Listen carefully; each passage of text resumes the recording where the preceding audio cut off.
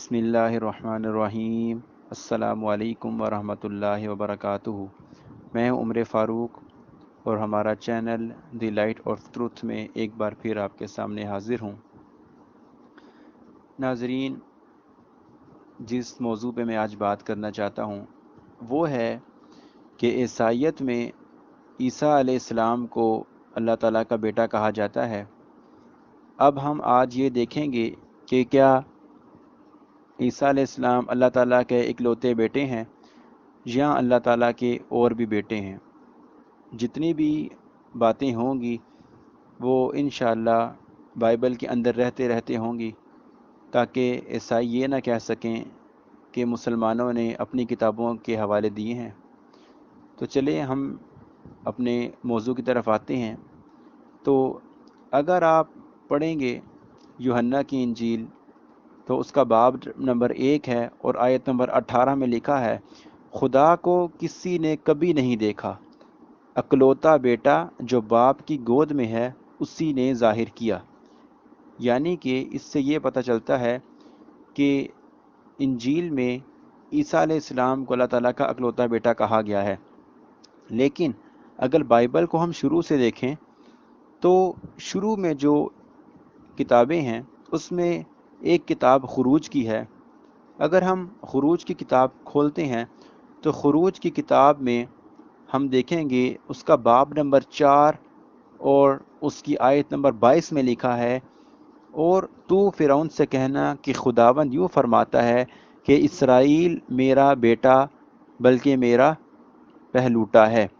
यानी कि इंजील से पहले भी जो किताब उतारी गई थी, जो मूसा अलैहिस्सलाम पर उतारी गई और जिसका नाम तौरात है, उसमें भी अल्लाह ताला के 2 बेटे लिखे हुए हैं। यानी कि फिर ईसा अलैहिस्सलाम अल्लाह ताला के इकलौते बेटे ना हुए। एक हवाला मैं खुरूज की किताब से पेश कर चुका हूँ, और दूसरा हवाला अगर आप पढ़ते हैं बाइबल में से यर्मिया की किताब, उसका बाब नंबर 31 है और उसकी आयत नंबर 9 में लिखा है, क्योंकि मैं इसराइल का बाप हूँ और अफ़ाहीम मेरा पहलूटा है। ये अफ़ाहीम जो है ये असल में अफ़ाहीम है। इसके बाद हम आगे चलते हैं तो हमें ये मालूम होता है कि सिर्फ अल्लाह ताला ने या बाइबल के अकॉर्डिंग खुदा ने इन्हीं को या अपने नबियों को सिर्फ बेटा नहीं कहा, बल्कि अल्लाह ताला ने तमाम नेक आदमी जो नेक होंगे और औरतें जो नेक होंगी उनको भी अपने बेटे और बेटियां कहा है। जैसा कि हम अब दोबारा बाइबल को खोलते हैं तो उससे हमें मालूम होता है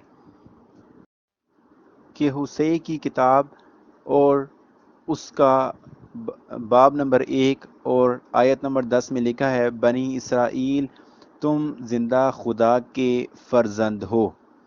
ठीक है। अगर इसके बाद हम बाइबल में दूसरी जगह देखते हैं तो बाइबल में जो पैदाइश की किताब है उसका बाब नंबर 6 है और आयत नंबर 1 में लिखा है कि जब रुए ज़मीन पर आदमी बहुत बढ़ने लगे और उनके बेटियां पैदा हुईं तो खुदा के बेटों ने आदमी की बेटियों को देखा कि वो खूबसूरत हैं, और जिनको उन्होंने चुना उनसे ब्याह कर लिया। यानी कि अब ये जो नेक लोग हैं उनको भी बाइबल में खुदा का बेटा, और जो औरतें नेक हैं उनको खुदा की बेटियां कहा गया है। इसी तरह बाइबल में हम एक और जगह देखते हैं, इसमें हम देखें तो हमें पता लगता है कि मत्ती की किताब और उसका बाब नंबर 4 और आयत नंबर 9 में लिखा है, सॉरी बाब नंबर 5 है और आयत नंबर 9 में लिखा है, मुबारक हैं वो जो सुलह कराते हैं क्योंकि वो खुदा के बेटे कहलाएंगे। इसमें भी अगर हम देखें तो सुलह कराने वालों को खुदा का बेटा कहा गया है। इसी तरह अगर हम देखते हैं एक और जगह बाइबल में, तो बाइबल में एक और जगह लिखा है, यही मत्ती की किताब और बाब नंबर 5 है। और अगर उसकी आप 45वीं आयत देखते हैं तो उसमें लिखा है कि तुम सुन चुके हो कि कहा गया था कि अपने पड़ोसी से मोहब्बत रख और अपने दुश्मन से अदावत, लेकिन मैं तुमसे ये कहता हूँ कि अपने दुश्मनों से मोहब्बत रखो और अपने सताने वालों के लिए दुआ करो, ताकि तुम अपने बाप के जो आसमान पर है बेटे ठहराओ।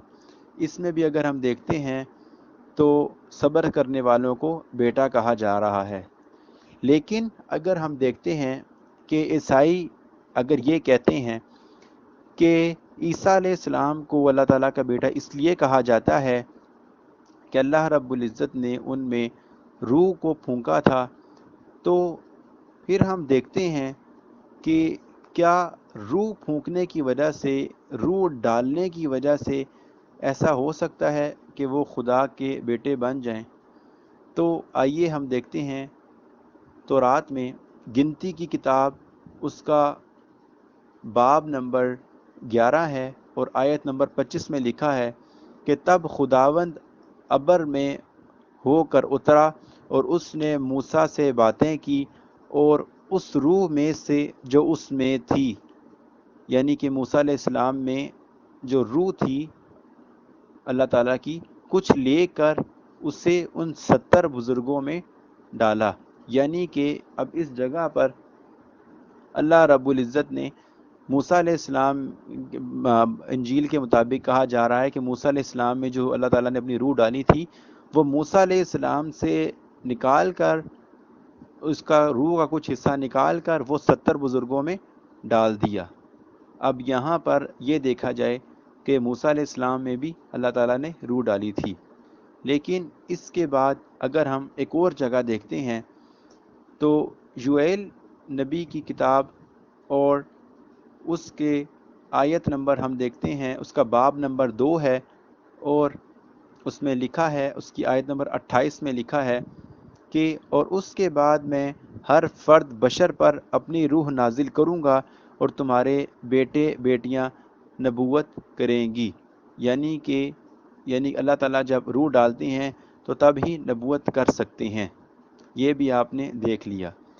लेकिन अगर हम देखते हैं कि क्या बाइबल में वाकई ईसा अलैहिस्सलाम को अल्लाह की रूह होने की वजह से बेटा कहा गया है, या बाइबल में कहीं और ईसा अलैहिस्सलाम को किसी की तरफ मंसूब किया गया है, यानी कि ईसा अलैहिस्सलाम के वालिद को भी बनाया गया है। ये एक ज़िमनन बात कर रहा हूँ कि अगर बाइबल में बगौर से देखा जाए तो ईसा अलैहिस्सलाम के भी 2 सिलसिला नसब मिलते हैं।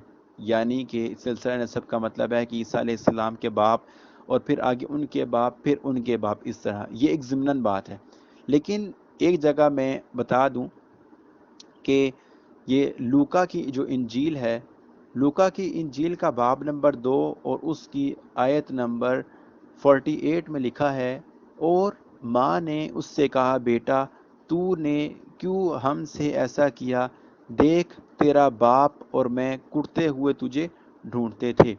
यानी कि ईसा अलैहिस्सलाम की माँ और ईसा अलैहिस्सलाम के वालिद उनको ढूंढ रहे थे। अब इन हवाला जात और ये जो आखिरी हवाला जिसमें ईसा अलैहिस्सलाम के वालिद का भी बताया गया है, इससे ये साबित होता है कि अगर तो इंजील में ईसा अलैहिस्सलाम को अल्लाह ताला का बेटा कहा गया है तो वो इस्तिआरे के तौर पे कहा गया है, वो हकीकी बेटा नहीं कहा गया। अगर उनको हकीकी बेटा मानते हैं तो फिर जो बाकी बेटे हैं जो पहले बयान हो चुके हैं तो उनको भी बेटा मानना पड़ेगा। और अगर इन देखा जाए तो ये भी इंजील से मालूम होता है कि ईसा अलैहिस्सलाम जो हैं वो फिर मरियम अलैहिस्सलाम से कवारी पैदा नहीं हुए, ये भी बाइबल से साबित होता है। अगर कोई हवाला गलत हो तो सामीन हमें ज़रूर बताएं, और अगर किसी को कोई मसला हो तो वो कमेंट में हमसे पूछ सकता है। और अगर आपको ये वीडियो पसंद आए तो आप ज़रूर इसको लाइक करें, अपने साथियों से शेयर करें, ताकि ज़्यादा से ज़्यादा लोगों को इस इल्म का पता चल सके। और चैनल को ज़रूर सब्सक्राइब करें, और चैनल को सब्सक्राइब करने के बाद उसको साथ जो बेल है उसको भी क्लिक करें ताकि हर वीडियो आपकी तरफ सबसे पहले पहुंच सके। अस्सलामु अलैकुम वरहमतुल्लाहि वबरकातुहू।